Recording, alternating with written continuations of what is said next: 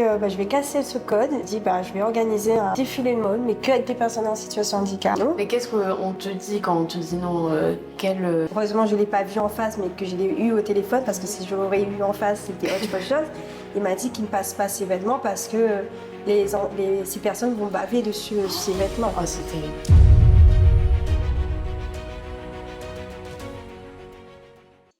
Bonjour et bienvenue dans votre émission Maloki, l'émission de celles et ceux qui sont prêts à assumer et à partager leur histoire. Aujourd'hui, j'ai à mes côtés une invitée qui est venue me contacter car elle est née de 2 parents porteurs d'handicap et elle a fait de cette difficulté une force. Elle va nous raconter son histoire. Je vous présente Rachel. Bonjour Rachel. Bonjour, ça va? Oui, ça va. Merci de m'avoir accueillie. Avec plaisir. J'aimerais qu'on revienne un peu sur ton histoire. Et tes 2 parents sont porteurs d'handicap? C'est ça. Voilà, je suis née de parents en situation de handicap. Ils sont nés. Mon papa, il est en fauteuil roulant. Ok. Et ma maman, elle est paralysée du côté droit. Et elle est un petit déficient léger, mais voilà. Ok. Et depuis naissance, tous les 2? Oui, naissance. Ok. Est-ce qu'ils étaient quand même en capacité de t'élever? Oui. Oui. Oui. Après, quand ma maman elle est tombée enceinte, elle était beaucoup surveillée. Ok. Il y avait beaucoup la famille autour pour l'aider. Quand je suis née, pour les médecins, ils ont fait beaucoup d'analyses, tout ça, parce que 2 personnes en situation de handicap, d'avoir un enfant sans rien, on va dire, et c'était un peu étonnant. Et au final, t'es là. voilà, je suis là et ils sont occupés bien de moi. Bon, après, il y avait des choses qu'ils pouvaient pas faire, mais c'était la famille qui prenait le relais. Ok. Mais on va dire, j'ai grandi plus vite que mon âge. On a fait le rôle inverse après un moment dans la vie. Voilà. Ok. Heureusement qu'en gros, l'entourage était là pour... tu sais, je pense, ton papa il est en fauteuil roulant, un enfant ça court partout, c'est difficile à gérer. Et tes parents, ils n'ont pas eu peur, du coup, vu que c'est de naissance, de quand tu nais, que tu sois aussi handicapée? Ils ont eu cette peur ou... Oui, je pense qu'ils ont eu cette peur. J'ai jamais osé poser la question. Ok. Mais oui, ils ont eu cette peur. Moi-même, je suis maman et on se dit, voilà, je pensais aussi. Voilà, j'ai pensé aussi. Et si, je pense tous les parents à cette petite peur quand même. Oui, aussi. oui. Et j'ai jamais osé poser, mais je pense qu'ils ont eu quand même cette petite peur. Ouais, ils ont pensé à ça.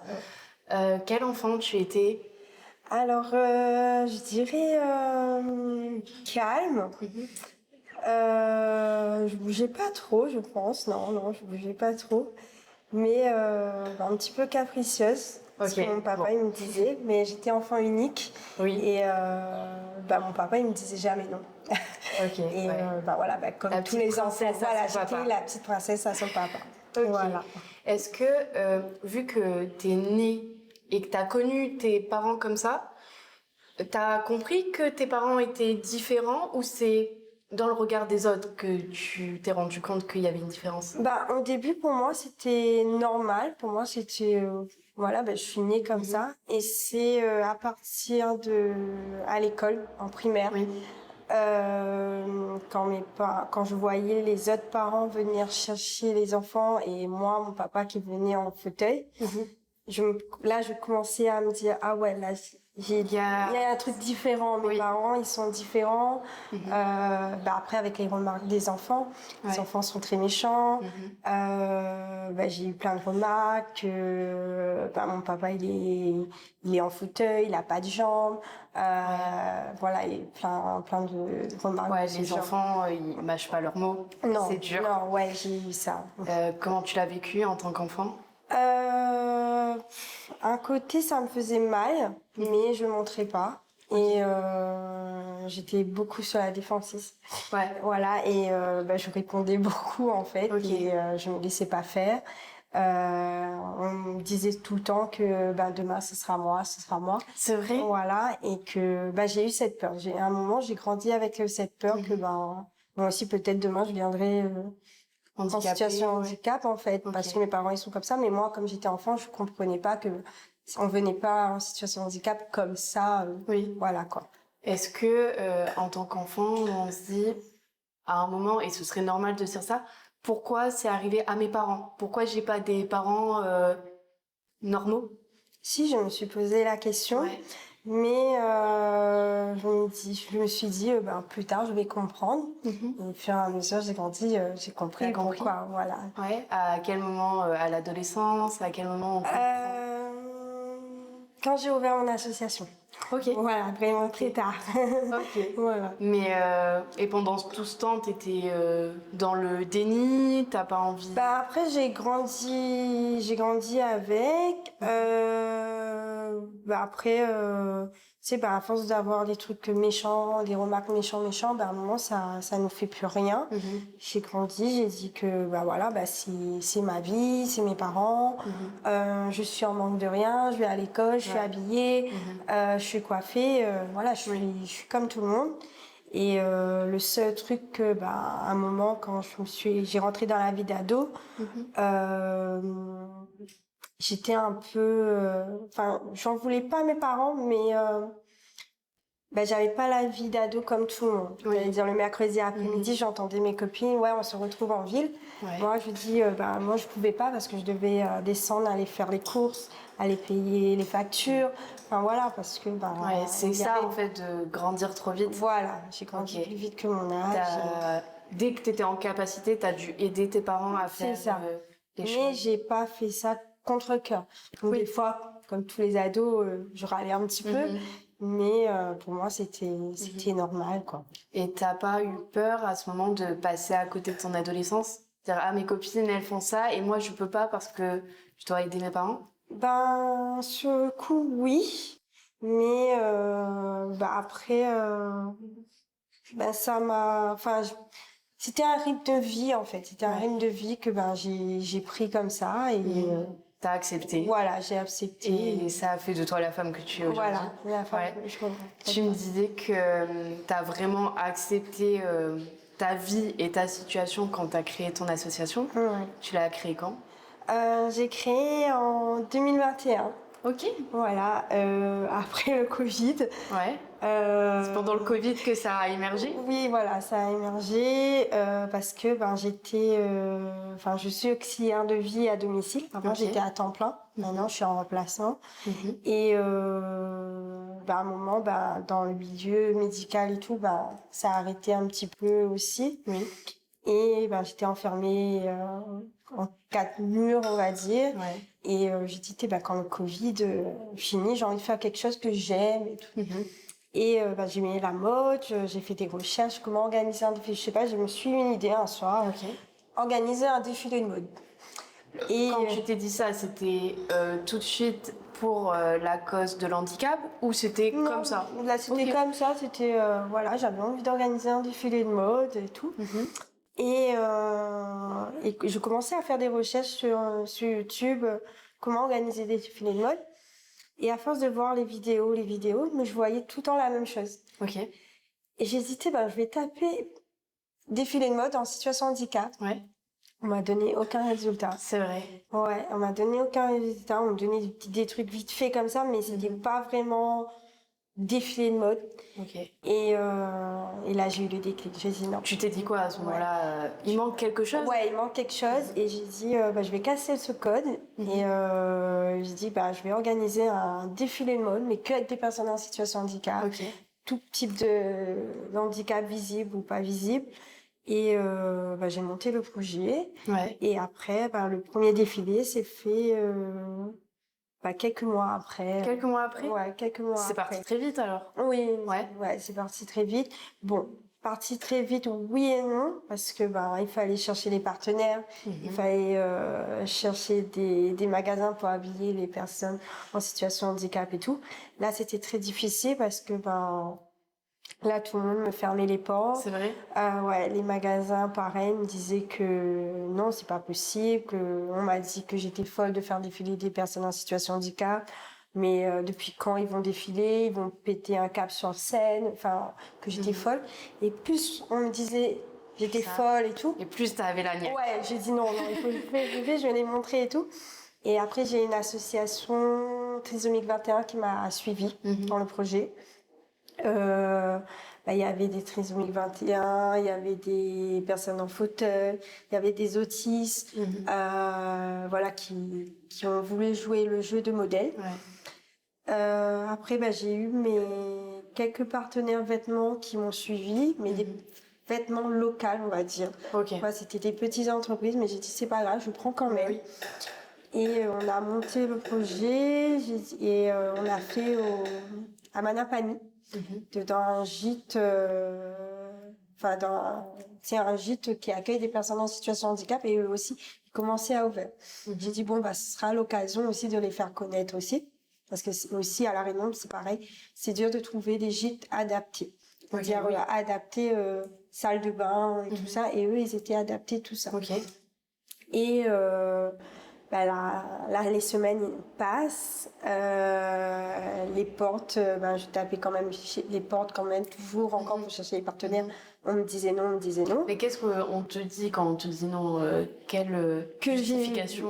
Que j'étais folle, que c'est du n'importe quoi de faire défiler des personnes en situation de handicap, que la mode, c'est pas pour les enfants. Voilà, c'est pas pour eux. J'ai entendu un commentaire d'un monsieur, heureusement je l'ai pas vu en face mais que je l'ai eu au téléphone parce que si je l'aurais eu en face c'était autre chose. Il m'a dit qu'il ne passe pas ses vêtements parce que ces personnes vont baver dessus ces vêtements. Oh, c'est terrible. Voilà, des remarques comme ça. Ouais. Pour eux, le handicap, c'est... Je comprends que ça te donne encore plus de force. Voilà, pour eux, il y a certains qui voient le handicap, c'est baver et tout en fait. C'est pas ça le handicap. Mais bon, et après, le défilé commence à arriver à grands pas. Ouais. Et j'attendais une centaine de personnes parce que les billets étaient déjà en vente, mais on avait une centaine de billets. Et les gens, mon équipe, les partenaires qui m'ont suivi m'ont dit vends quand même le soir, quand même des billets le soir. Fais payer l'entrée quand même au cas où s'il y a deux personnes qui veulent venir et tout. J'ai dit ok, pas de souci. Et là, 2-3 jours avant, je passe sur Freedom. J'annonce quand même le défilé, je fais un peu la pub. Et l'après-midi, j'ai Antenne Réunion qui m'appelle. Le lendemain, j'ai Réunion Première qui m'appelle, qui me demande s'ils peuvent venir au défilé. J'ai dit ok, pas de souci. Et j'ai passé en direct lors du défilé. Voilà, le défilé pendant le journal. Qu'est-ce que ça fait? Ça m'a fait bizarre, mais j'ai dit qu'au moins je pourrais faire passer un message. Et j'ai dit si ça marche, ça marche, si ça marche pas, tant pis. Et je devais, le défilé, les portes devaient ouvrir à 19h.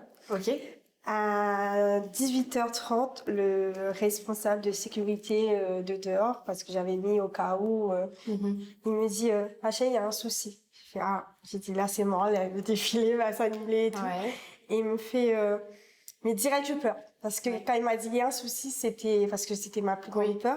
Il me dit il y a un embouteillage sur Manapani. J'ai dit comment ça il y a un embouteillage sur Manapani? Parce qu'il y a trop de monde. Et j'ai eu 300 personnes. 300 personnes? J'ai eu 300 personnes ce soir. Ils se sont déplacés? Ils se sont déplacés pour venir voir le défilé. Alors je sais pas si c'était de la curiosité ou c'était le premier week-end qu'on pouvait sortir après le Covid. Ça a dû jouer aussi. Voilà. Mais j'ai eu 300 personnes. J'ai dit heureusement. Je sais pas pourquoi, mais j'ai choisi ce lieu heureusement parce qu'il y avait un grand jardin. Et au début, quand j'avais choisi celui-là, j'ai dit ouais, mais le jardin il est grand, les 100 personnes ils vont se perdre et tout. Et en fait, j'ai dit que peut-être dans le jeu, il était en haut, il m'a dit de choisir celui-là.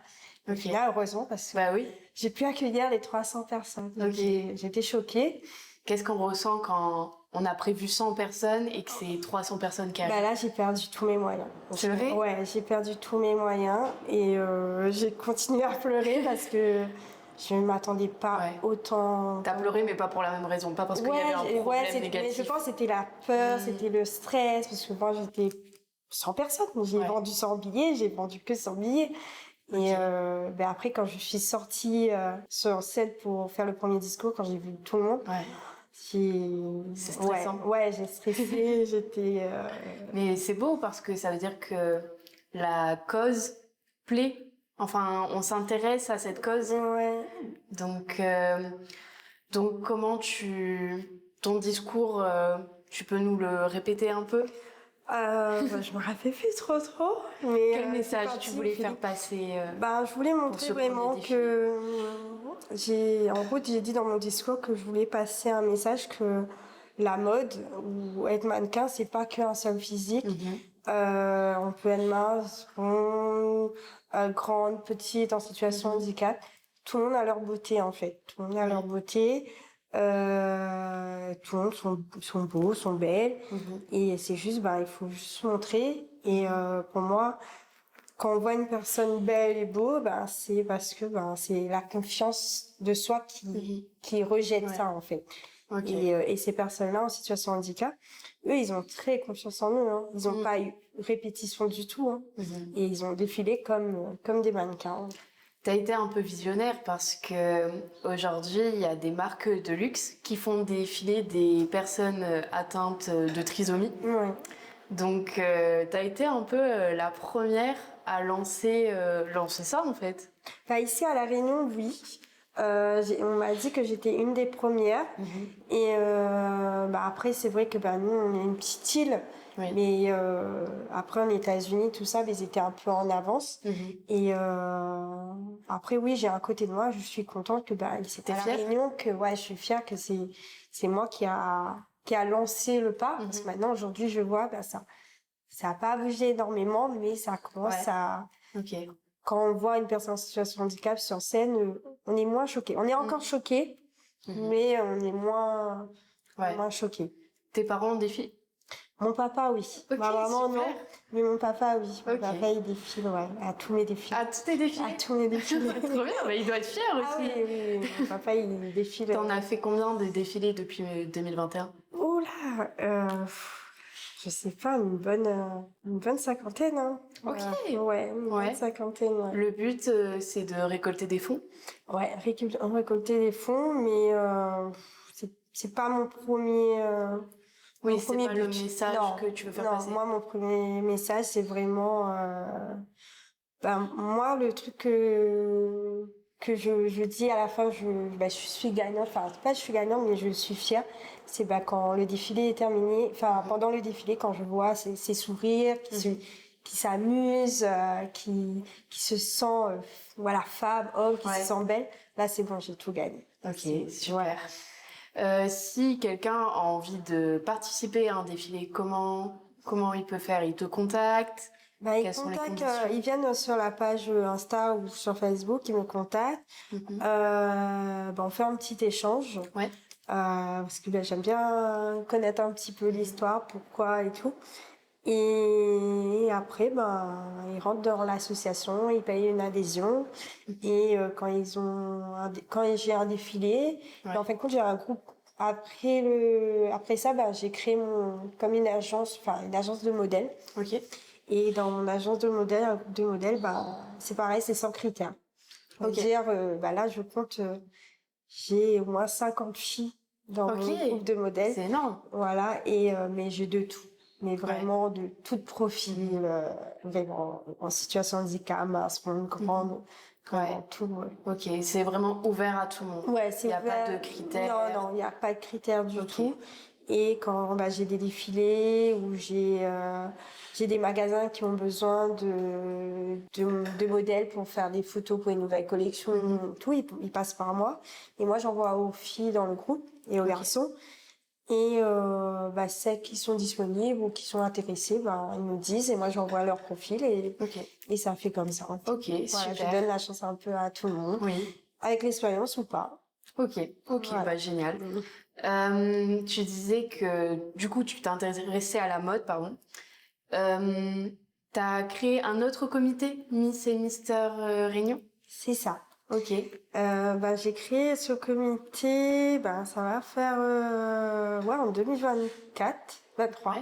En 2023, j'ai créé ma première. Pourquoi on crée un autre?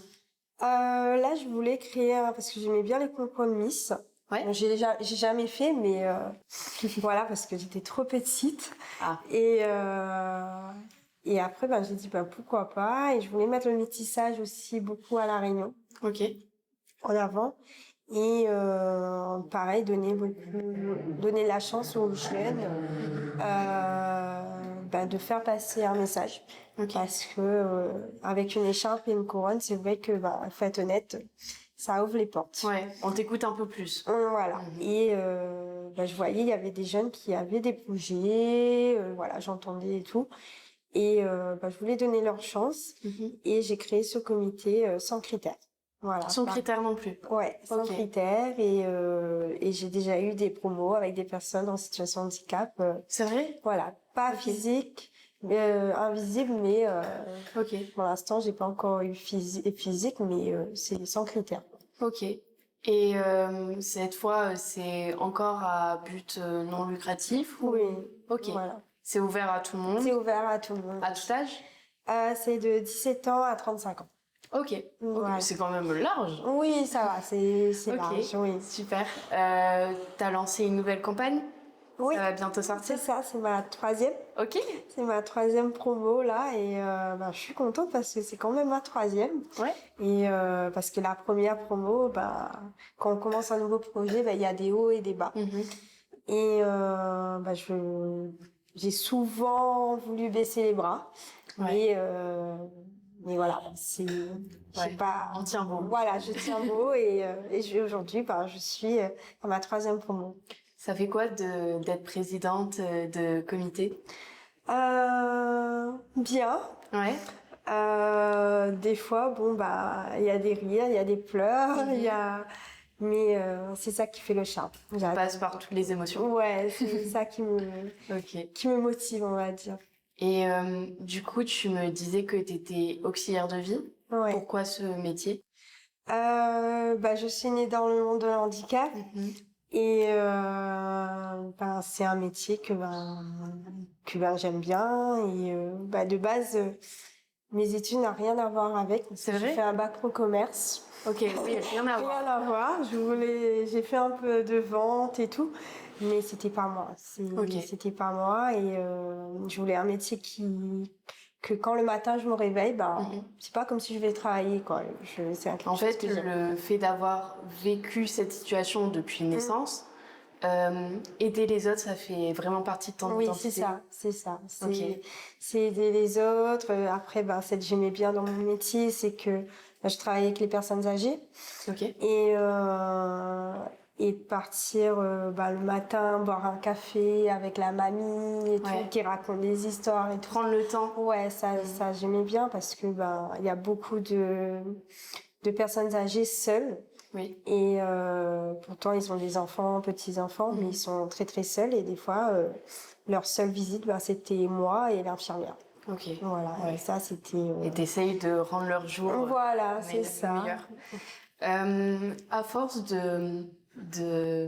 comment dire, de mettre sa vie au service des autres, est-ce qu'on s'oublie pas un peu? Si. si, on s'oublie un petit peu.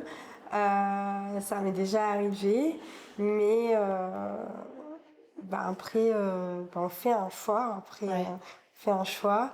J'ai mis souvent ma vie amoureuse de côté, ma vie famille de côté, les amis, les amis, la famille de côté. Mais je peux pas vivre sans mon association. Mon association, c'est toute ta vie. Ouais, c'est toute ma vie. Je me vois pas demain matin de... Mais aujourd'hui, tu as une petite fille. Oui, t'arrives à être là quand même pour elle? Oui. Après, c'est vrai que j'ai la chance d'avoir une meilleure amie en or, qui est sa marraine, et qui me soutient dans mes projets. Elle me soutient d'une autre façon. Quand j'explique ça aux gens, elle me dit « Ah bon, elle te soutient d'une autre façon ?» J'ai dit « Ouais, elle me soutient pas dans le sens, elle va venir à mes événements ou et tout. Elle est déjà venue 2 fois.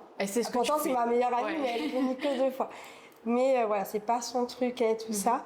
Mais c'est elle qui surveille ma fille tous les week-ends. Voilà, je dis, bah, je dépose Mara. Elle va jamais me dire non. Et bah, le fait qu'elle surveille ma fille voilà, tout le temps et tout, pour moi, c'est un soutien parce qu'elle sait que bah, j'ai des trucs à faire, ça me tient à cœur et tout. Et ben, en gros, le message, voilà, le message derrière, en gros, c'est t'inquiète, fais ton truc, moi je gère derrière, en fait, tu vois. Mais peut-être qu'elle est du coup là plus pour toi que pour ce que tu fais. C'est ça, voilà.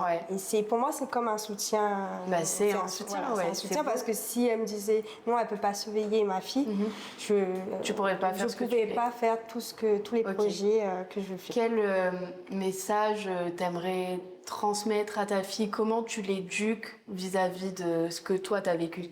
Ben, en fin de compte, tous les projets que je fais, ben, c'est un peu pour elle aussi. Parce que ben, j'aimerais ben, demain matin voilà, qu'elle soit fière de moi et que montrer aussi que ben, on est des femmes, mais voilà, on n'a pas besoin d'hommes, on va dire.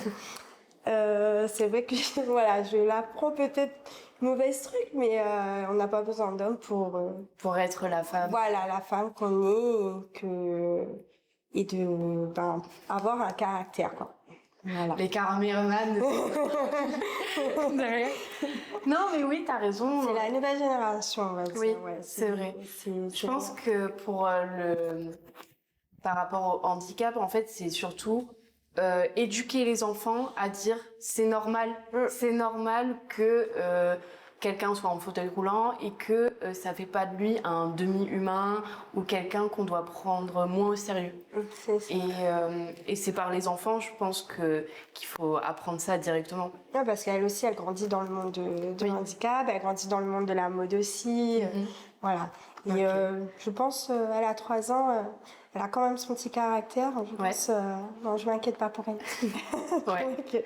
Bah, je pense quand on a une maman comme toi, on peut que être forte. Bah oui. J'essaye. Hein. C'est pas facile tous les jours. Je vais pas dire que ma vie est tout rose tous les jours. Mais c'est beaucoup de sacrifices d'avoir ta vie. Ouais, je mets beaucoup de choses de côté. Est-ce que un jour tu as pensé un peu plus à toi? Ben, peut-être un jour. Mais je pense à moi parce que je fais les choses que j'aime. Oui. Voilà. C'est une façon de penser à c'est ça. C'est vrai que je suis pas tout en repos, mais Est-ce que tu penses que à La Réunion on pourrait améliorer des choses pour faciliter la vie de personnes porteurs d'handicap? Est-ce qu'il y a des choses qu'on devrait mettre en place? Oui. Beaucoup. Ouais, il y a beaucoup de choses encore à améliorer ici à La Réunion, même partout, je pense. Bah, surtout sur le transport. Le transport, c'est compliqué parce que bah, y a des personnes en situation de handicap qui sont chez eux, ils n'ont pas de transport. Bon, après, il y a les taxis et tout, mais bah, il faut avoir les moyens. C'est ça, il faut avoir les moyens et c'est ça, c'est le transport et beaucoup de communication. Il n'y a pas assez de communication pour montrer aux personnes en situation de handicap, il y a telle association qui existe, il y a telle activité pour vous. Voilà. On délivre pas assez de messages de qu'est-ce qu'une personne porteur d'handicap peut faire tous les jours. C'est ça. Et tu penses qu'il y a quand même une différence entre la métropole et la Réunion par rapport aux moyens mis en place ou que dans les deux cas on n'en parle pas assez? Non, c'est dans les deux cas, non, ça c'est difficile. En France, peut-être un petit pourcentage, peut-être un petit peu plus parce que financièrement, c'est plus développé. Et nous, on est une petite île, quoi. On fait avec les moyens du bord. Voilà, on fait avec les moyens du bord. Si tu devais, sans t'énerver, passer un message aux personnes qui parlent comme a parlé ce monsieur qui disait que les handicapés c'était que des personnes qui bavent, qu'est-ce que tu pourrais leur dire? De sortir un peu, le dimanche, de sortir un peu le dimanche et de faire un peu des recherches sur YouTube et de taper le monde de l'handicap. Et ils verront qu'il y a différentes personnes en situation de handicap et différents profils. Est-ce que tu as un dernier message à faire passer? Alors, le dernier message que j'aimerais passer, de rester soi-même. Et que les femmes doivent avoir plus confiance en elles et de pas avoir peur du regard des autres. Et même si après une rupture ou après une grossesse le corps change, et de s'aimer d'une autre façon et d'apprendre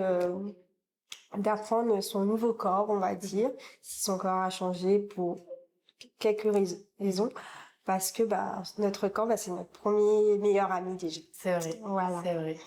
T'as raison, et que si on perd confiance en soi, on peut toujours venir défiler à Miss et Mister Moi, j'ai perdu un moment dans ma vie confiance en moi, et aujourd'hui, la femme que je suis aujourd'hui, c'est grâce T'as dû te battre pour... Aujourd'hui, je me dis, la femme que je suis aujourd'hui, c'est grâce à mes ruptures amoureuses. C'est vrai? Ouais. Ça a beaucoup joué dans ta vie? Oui, je remercie mes ex, mais la femme que je suis aujourd'hui, c'est grâce à mes ex. Pourquoi t'as... Après, j'ai pas eu beaucoup, j'en ai eu 4, mais les 4 ont eu 4 différentes histoires. J'ai vécu de la tromperie, j'ai déjà été femme battue, des choses très difficiles. Difficiles. Et c'est là.